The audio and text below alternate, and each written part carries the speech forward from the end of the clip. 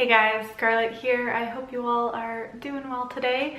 So if you are new to my channel, welcome. I post weekly videos about tarot, paganism, and magic. And thanks for bearing with me because I know that I missed an episode last week because I was abroad. I was in Japan for about 10 days and I was there for a friend. I had a friend getting married at a traditional Shinto wedding service, so that's the reason I went, but I definitely had a lot of time to explore Tokyo and the surrounding areas, so that's why I was gone. And I have a lot of fun blog posts that I'm writing right now and a couple fun videos planned about my trip and some of the various spiritual things that I explored while over there. So I'm excited to talk with you guys again. It's been a while and share some of my thoughts with you. And I thought I would start with this video in talking a bit about Shinto because after all, that's the reason I went to Japan to attend a Shinto wedding. And I feel like a lot of people just don't really know that much about Shinto and what it is and what the beliefs are. And it's a religion that I find personally really fascinating, and it was a great opportunity to explore more about Shinto while I was in Japan in this trip. So I wanted to kind of share with you guys a bit about what I learned about Shinto, and hopefully you find it interesting too. And so Shinto is a religion, and it's the native belief system within Japan. And Shinto literally translates to way of the gods. And it's, in a way, it's kind of like so much more than just a spiritual belief system. It's permeated a lot of Japanese culture in general. And what I find really interesting about Shinto is that, you know, like most cultures, most societies, the earliest religions were always, you know, animist or nature-based spiritual systems. And, you know, with the rise of monotheism, most of those early pagan religions really kind of lost prominence in society. So what makes Japan really interesting is that Shinto, their native belief system that focuses in on nature, that really never left its core role within society. It's stayed an important part of Japanese traditions and culture. So maybe that's in part because, you know, none of the main monotheistic religions really ever took hold in Japan. Maybe it's because Shinto and Buddhism kind of work well together to a certain degree, but it definitely is unique in that way. And that's one of the things that I find really, really fascinating about Japan and about Shinto as well. And with Shinto, it really kind of revolves a lot around the seasons, the land, the nature, and kind of our human connection to the natural world. And this goes beyond just specific like Shinto practices. This idea is a wider part of Japanese culture. And an example of that is the obsession with cherry blossom time. And when I was there last week, it was towards the end of the cherry blossom season, but I still got to see a lot of beautiful trees in full bloom. And they have a practice called hanami, which is basically flower viewing, where you get together with your friends and your family and you basically have a picnic underneath the trees. And it's a big deal. I mean, it's what people like to do at this time of year, is be outside, be in nature, celebrating the beauty of nature with your friends and family. And they have the same thing to a certain extent in fall with the leaf viewing, though the cherry blossom viewing I think is definitely more prominent and more important, people will find. But just that concept that people, the general populace, is really interested and involved in the changing seasons, and a lot of festivals and various rites of passage are connected to these seasons as well. So you will see a lot of weddings at cherry blossom time, and that's the reason I went to Japan. Is I had a friend getting married in Japan, and it was going to be a traditional Shinto wedding. So I thought, should I go to Japan? Should I not? It's very expensive. But at the same time, I just knew that was such a unique experience that I would never have again in order to be in a traditional Shinto wedding. So I decided to go.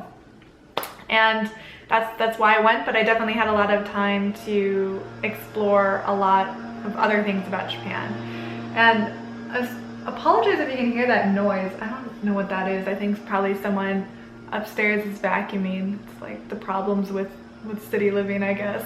There's always like noise. Like a minute ago, there was garbage men outside. You know, it's just kind of the difficulties of living in a city. But anyway, back to Shinto. So Shinto at its core is really a nature-based spiritual system, and these beliefs include the recognition of a kami, which is called a divine spirit, you can think of it. And these kami exist within things like trees or mountains or waterfalls. So certain trees or other aspects of nature, the belief is that they have inside them a divine spirit.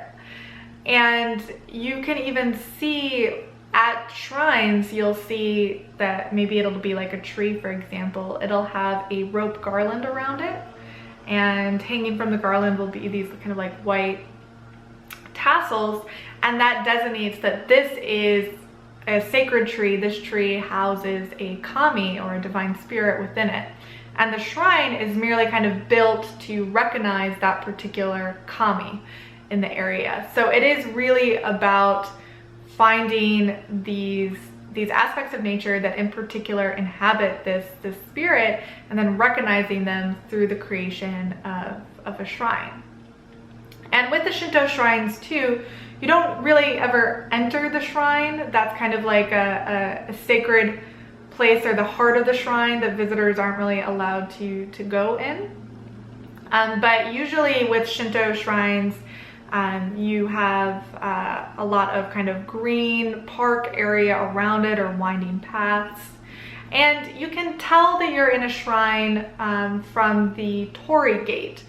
So you've probably seen pictures of Japan, and you've seen the kind of bright reddish orange gate, and that designates the division between the mundane world and the sacred space. So when you walk through the gate, you're walking into this realm of spirits, realm of the gods. So that's kind of really neat that you have this like visual designation between the mundane and the spiritual. And that's also how you can tell if you are at a Shinto shrine or a Buddhist temple. If you're not super familiar with the art, you know that, well, if I walk through a torii gate, then yeah, I'm in a shrine. But yeah, so another aspect about Shinto is there's a lot of purification rituals associated with it, and generally these are meant to like purify you and your body from like things like decay and death and things like that. Though Shinto shrines are also places of rites of passage, so there are a lot of people who do get married at Shinto shrines, so they are kind of an active part of Japanese life in that way. One of the interesting things is, unlike most religions, Shinto doesn't really have a specific moral code. There's no written scriptures in any way, and they also don't really have any specific beliefs in life after death. So there's not really any like text or book you can turn to that's going to lay out like rules or commandments or what specifically you should believe. In that way, it's much more kind of fluid, which makes it unique and to me really fascinating. So Buddhism and Shinto are kind of the two main religions within Japan, and when Buddhism came into Japan, because Shinto was there first, it didn't really eliminate the prominence of Shinto within society.